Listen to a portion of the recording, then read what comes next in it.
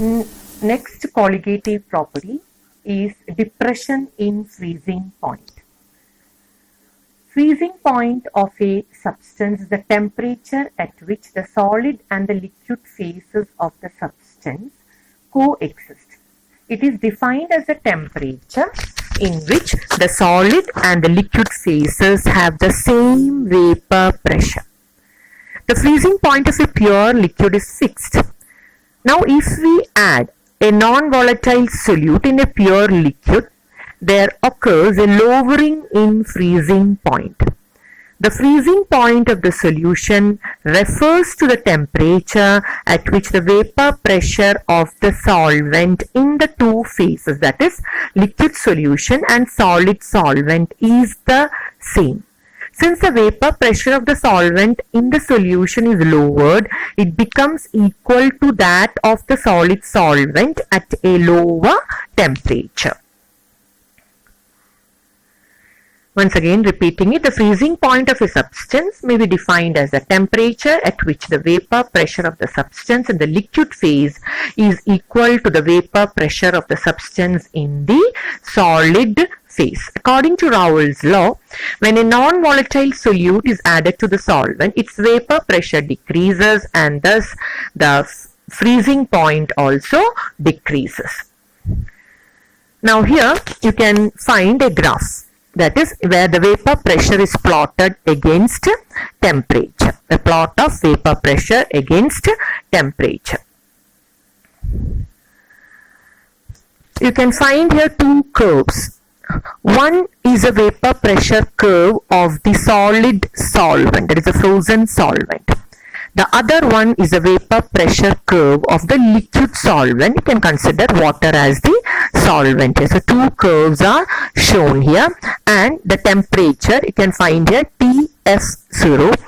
This temperature corresponds to that where the freezing this corresponds to the freezing point of the pure solvent. This temperature corresponds to the freezing point of the pure solvent, TF0. After the solute has been added, this is the vapor pressure curve of the solution. And here you can find the corresponding temperature of that of the pure solution is TF. That is the temperature at which it freezes. The solution freezes is TF. So TF0 is the freezing point of the pure solvent and TF is that of the solution.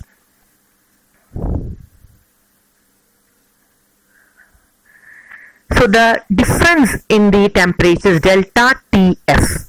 Here delta TF is the depression in freezing point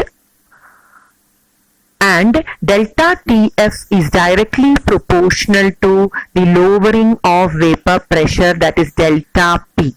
And we know delta P is directly proportional to the mole fraction of the solute. And repeating it once again, this is similar to that of elevation in boiling point.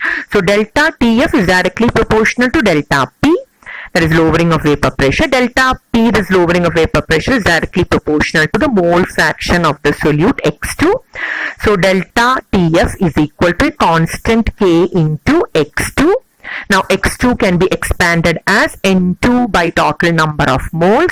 N2 by total number of moles, that is number of moles of the solute, can be neglected in the denominator part. So delta TF is equal to N2 can be expanded as W2 by M2 divided by N1 can be expanded as W1 by M1, which can be written as a constant delta TF is equal to K into W2 by M2 in the numerator part is N2. N2 divided by the mass of the solvent, and the molar mass of the solvent goes to the numerator. So here delta N2 by W1 becomes the molality. So delta TF is equal to a constant K into the molar mass of the solvent into molality. Now these two are constants, that is K and the molar mass of the solvent are constants, so it becomes another constant Kf. So delta TF is equal to Kf into m. So here delta TF is directly proportional to molality is only written. It is this explanation that I had explained now. So if you want, you can write it in your notebook. So this Kf is called, the constant Kf is called the freezing point depression constant, or the molal depression constant, or cryoscopic constant. So here delta TF is equal to Kf into m, where Kf is the molal depression constant, or there is another name also, cryoscopic constant, CRYOSCOPIC, cryoscopic constant. While similarly in elevation in boiling point, Kb is called the molal ebullioscopic constant. Is another name for that, MOLAL, molal ebullioscopic, EBULLIOSCOPIC, molal ebullioscopic constant. So here we are discussing about Kf. It is called molal depression constant or cryoscopic constant. Now, as we had derived for elevation in boiling point, here also derivation is same. Delta TF is equal to Kf into molality. Molality, as I told earlier, is N2 by W1. We are neglecting the denominator part, into 1000, where W1 is the mass of the solvent, and N2 is equal to W2 by M2. That is, W2 is the mass of the solute. M2 is the molar mass of the solute. N2 is the number of moles of the solute. So delta TF is equal to Kf into N2 by W1 into 1000. N2 is W2 by M2, N2 has been substituted. So from this way also, from using the depression of freezing point, we can calculate the molar mass of the non-volatile solute. So this is a very important formula. A lot of problems are there based on elevation in boiling point and depression in freezing point. Both the derivations are same. So learning it is also very easy. Here it is Kf, the other case it is Kb. The values of Kf and Kb, which depend upon the nature of the solvent, can be ascertained from the following relations.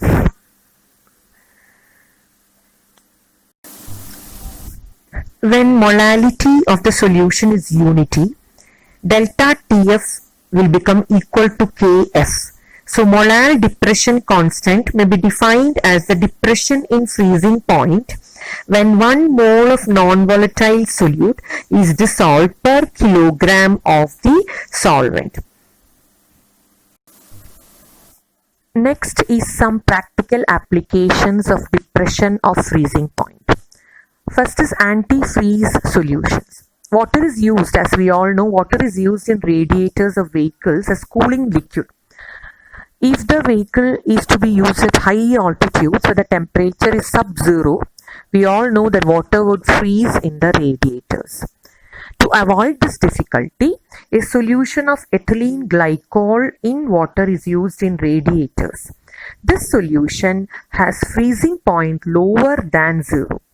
So freezing point can be lowered to the desired extent by changing the concentration. So first application is anti-freeze solution. A mixture of ethylene glycol in water is used in radiators at high altitudes. The second application is clearing of ice from roads in the hills.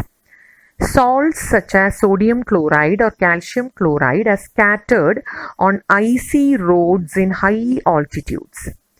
This helps in melting the ice as long as the outdoor temperature is above the lowest freezing point of salt water mixture.